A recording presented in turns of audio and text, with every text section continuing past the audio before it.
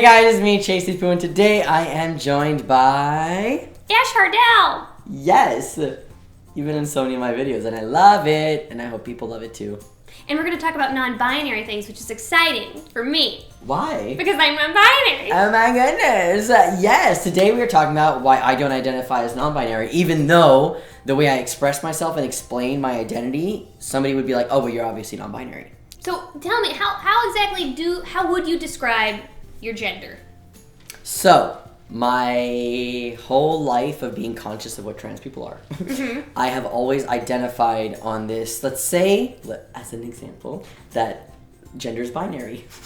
Okay. LOL. Male and female on this side. This is how I imagine it in my head. And there's a middle. That's how I see it. I'm in the middle, but more on the men's side. But you acknowledge that there could be people who exist like up here Absolutely. and down there, or this could be like the gender map and somebody's not even on it. And this doesn't even exist. Right. Absolutely. But just in this case, you feel more over here. Yeah, so like in like society's definition, male and female, I'm in the middle, but slightly on the male side. So just slightly? Oh yeah, not even down there. No, like this, and then we're going the middle. Okay, and a long time ago, I went to like the doctor and I tried to get like diagnosed and like get to the program, and I said this here. I literally showed them this in my head. I was like, it's like this. I'm in the middle, but in the middle of the middle.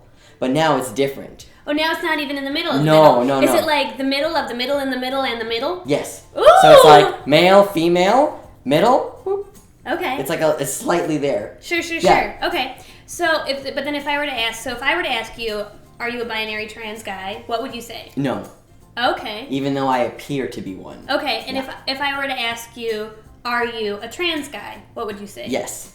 Okay. And if I were to ask you, are you trans masculine?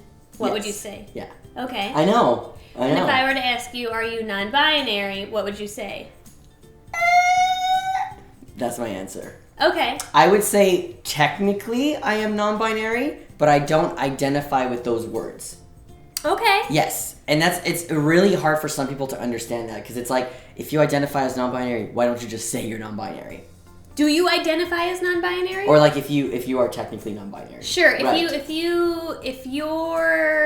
If the sense of your gender matches the typical definition for non-binary, why wouldn't you call yourself non-binary? Yeah. So why wouldn't you? Why doesn't the word click with you? So, I want to make sure that people understand that it's not because the word non-binary has negative connotation like bisexual would have. Sure. Because some people are like, I'm not bisexual because they don't like the word bisexual. Because of the stigma. Exactly. So they'll be like, I'm pansexual or I'm queer. Right. Which I can understand because I was like that a long time ago. I was like, I don't like the word bisexual. It's so like, bisexual. Sure. But I technically am. But bisexuals are wonderful. Yeah, so I'm queer. So I was like, I'm just going to use queer because then it's everyone's included. Who cares? Squiggly lines, everyone. So it's not because of this like weird association, because non-binary, it's like, ooh, non-binary, like social justice, we're cringe compilations, you know? It's not, I don't see it that way at all. I have so many friends who are non-binary, and I see non-binary people on the same level as I see everyone else. It's not like you are lower, or there's like weird connotation, or if I was to tell somebody, like, instead of going to my manager and be like, hey, I'm trans. I would not feel any other way if I was like, hey, I'm actually non-binary. There's a little more explanation as to what is non-binary, because it's not common, but a lot of people understand what they pronouns are. So I feel like kind of throwing that into, well, a lot of non-binary people that I know use they pronouns because they feel like they are a gender other than the one that they were assigned at birth, and it's not necessarily the opposite societal gender. I like to say the other binary gender. Yeah, that's good. Because it's not necessarily opposite, but if you say the other binary gender, there's only two genders. Yes. So by process of elimination, it has to be the other one, but then you're still not using the word opposite. Yes, that's good. Yeah. In what society obviously views as these genders that are binary, which are not. It's So you give me a lot of reasons why you like don't not use the word. Yes. You said it's not because of the stigma, it's not because I'm worried about this, but then you never actually answered the question. So why don't you? Calling me out on my shit. Well, because someone's gonna comment it. Of course. Yeah. No, it's a good question. I like that you're here. You're giving me a hard time. It's good. I honestly feel like I don't identify with the word non-binary just because for some reason it just doesn't click in my head right now. Oh! Right now. Are you like keeping space for the fact that maybe in the future something could change? Or Absolutely. maybe you would? Okay. Yeah, so this is kind of the same thing for me as bottom surgery. So what you're saying right now is I'm converting you. Yes. There's a sliver of hope. Yes. And I will turn you into a non-binary one day. Absolutely. Did you know that sliver is actually my favorite word? So you saying that Makes is you want to be non-binary. Exactly. Well, it's kind of like bottom surgery and how I feel with bottom surgery. I don't want that right now, but I'm open to the possibility of probably in the future, maybe. So it's like it's an open space. I'm not cutting myself off from it. So I know that my identity falls beneath the umbrella of non-binary, and I'm not like never. I can be like, I understand that maybe one day I will be comfortable with this word and this identity for me, and it'll make sense to my head. It'll click. But for me, I think this might be, and like. This might sound weird, but I have been online on the YouTube with the trans community for a very long time, since 2006. I am old. This is almost 12 years, okay? And I feel like because I was kind of raised on YouTube, I was raised with the group of people that were trans men. And very binary, you go on hormones, 2 years later you have top surgery, then you have a hysterectomy, then possibly bottom surgery. This was the view that I had seen, and in that time you get your name and your gender marker changed. So that's what I saw. So maybe it's still ingrained in me that because this is the narrative that I saw, it's the only narrative that I saw is medically transitioning in this specific way, and binary. Literally, I had not heard of the word non-binary ever until like maybe 2011. Like for real. And the words that I had heard was genderqueer. So I have a book, Genderqueer, that I bought with my dad's credit card when I was like 16 or 17. And that was like, oh, maybe this is me. I don't know if I'm trans, but maybe I'm genderqueer. So my original identity was non-binary. Oh, okay. Yeah, but I didn't know that. I didn't know the word for it, Right. right? And then I was like, well, no, because I want to do all of these things, that means I'm trans. Okay. So maybe it's still ingrained in me that I'm so used to these steps and these processes that I'm not ready to kind of like switch the identity that I actually am. I don't know. Yeah. I'm like, maybe this is why, because this is what I grew up with, basically. It's hard to like psychoanalyze yourself. It's very hard. I think what you're saying though makes a lot of sense because for a lot of people, community and history and your experience with the community and how well established the community can play a role in why people identify with certain words. So for example, like a lot of people, you said some people don't identify with bi because of the stigma. Yeah. On the other hand, a lot of people do identify with bi because the community has a much longer and richer history, and they feel a connection to that. Pansexual, the word in comparison to bi, is a little bit more contemporary and new. Yes. So sometimes older generations identify with bi, or sometimes people who found their identity because they went to like a bi support group might identify with bi because that's, like you said, where they were raised. Pansexuality doesn't really like a pansexual support group. Doesn't necessarily exist so much in real life spaces. So sometimes kids or anyone who find themselves on the internet find themselves identifying with pan more because it's just the places where these words exist it's how we form a connection to them.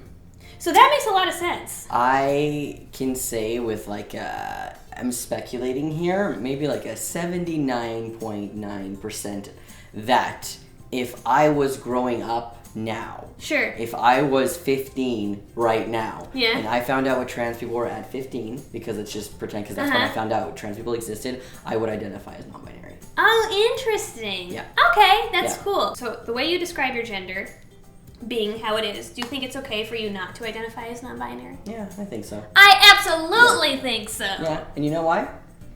Because it's my life. Yeah! No! I broke your life! It's okay. I got excited! It's okay. If that doesn't convince you, world, I got so excited that people should use the words they want to. I damaged things. As I was saying before Ash broke my light, drama, I can identify the way I feel and how I want to express myself and all of that fun stuff, and that's what I love about it. And I just want to say, because before I said, like, if I was younger right now, I would identify as non-binary, but I would identify as trans and non-binary. Sure. Which a lot of people have a problem with, and I've talked about this on my channel before, and if you have a problem with that, you know, I'll link the videos below so that you can watch them and understand really why I feel like you can be trans and non-binary, because you know what? It's just Yes. And it's your identity. And it's how you feel. Yep. And you do you.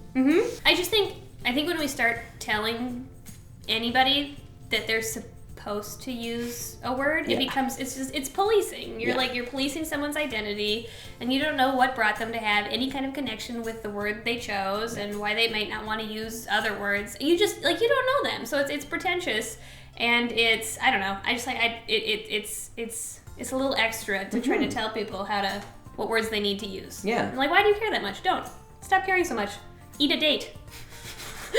I've had people tell me things like, well, you're not non-binary, or you are actually a binary trans guy, because what you're talking about is gender expression.